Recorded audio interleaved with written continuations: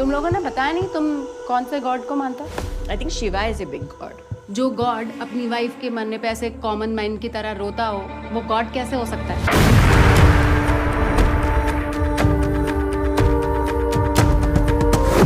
इस दुनिया को सिर्फ अल्लाह चलाता है, ओनली अल्लाह।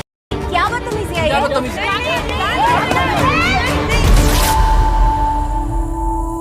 हिजाब पहनी एक भी लड़की के साथ ना ही कभी रेप होता है, ना ही कभी कोई उन्हें छेड़ता है, because Allah always protects us. Are you trying to say only Allah protect?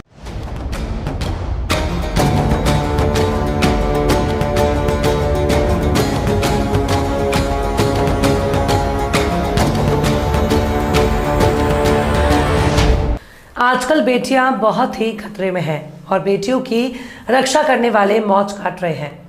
अगर बेटी अपने घर से गायब हो जाए तो पूरे इलाके में कोहराम मच जाता है, पर अगर किसी इलाके में 5 लड़कियां गायब हो जाएं तब सोचिए क्या मंजर होगा। इसका अंदाज़ा लगाना बहुत मुश्किल है, पर अगर 5 गायब हो चुकी लड़कियों के हाथ में बच्चा नजर आएगा तब सोचिए किसी परिवार पर क्या गुजरेगी। पर अगर इन लड़कियों के सिर पर हिजाब नजर आए तब क्या मंजर होगा। सोचिए अगर किसी इलाके में 1-2 नहीं बल्कि 50 लड़कियां गायब हो जाएं तब क्या मंजर होगा। सोचिए अगर किसी इलाके में 500 लड़कियां गायब हो जाएं और सब की सब अपना धर्म, मजहब, पहचान बदल कर कोई नरगिस, हिना, शैला, रुबीना और रेहाना बन जाए तब क्या होगा। सोचिए अगर किसी इलाके के 5000 लड़कियां गायब हो जाए और उनकी पहचान बदल जाए, उनका लिबास बदल जाए, उनके नाम बदल जाए तब क्या होगा। सोचिए अगर किसी इलाके में 1 या 2000 नहीं बल्कि 32,000 लड़कियां गायब हो जाएं और सब की सब मुसलमान बन जाएं, कई बच्चों की अम्मा बन जाएं, उनके तन पर काला काला बुर्का नजर आए, उनके चेहरे पर हिजाब नजर आए तब क्या हाल होगा। सोचिए एक दिन ये तमाम बेटियां अपने अपने माँ बाप को अस्सलाम वालेकुम करते हुए चेहरे पर नकाब हटाएं तब क्या होगा।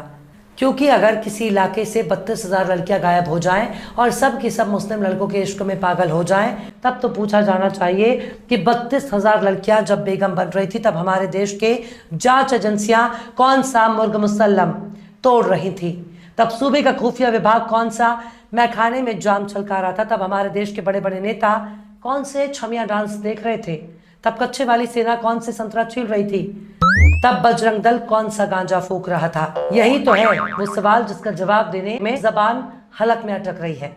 यही तो है वो सवाल जिसका जवाब देने में पसीने छूट रहे हैं।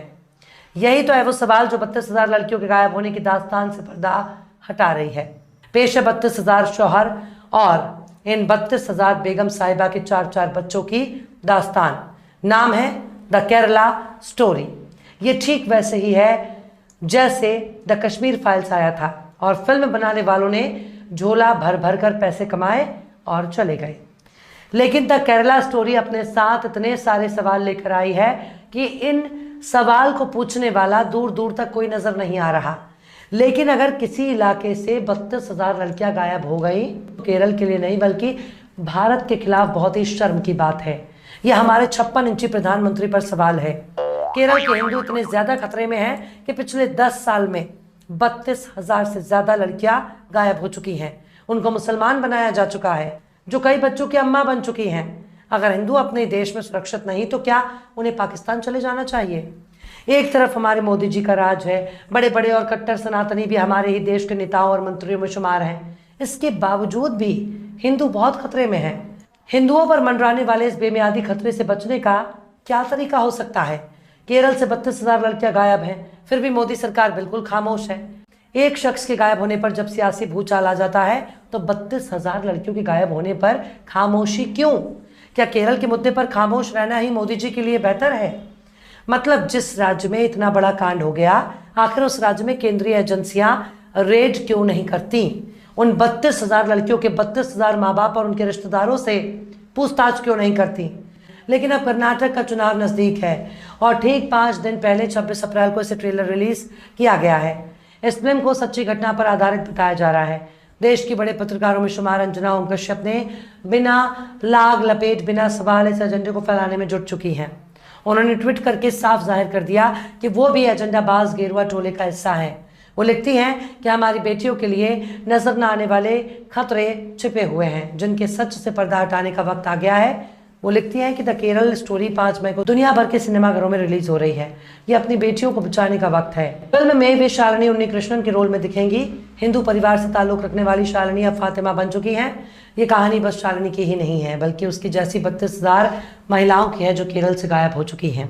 अब आप इसी बात से अंदाजा लगा लीजिए कि मीडिया और उनके कथित पत्रकार किस तरह से दंगाइयों की भीड़ तैयार कर रहे हैं। बीजेपी आईटी सेल के चीफ अमित मालवीय ने तो इस फिल्म के नाम पर एक ट्वीट भी किया। अमित मालवीय ने लिखा, ये फिल्म सच्ची कहानी पर आधारित है। ये हैरान और विचलित करने वाली है। ये मूवी बताती है कि केरल में कितनी तेजी से इस्लामीकरण हो रहा है और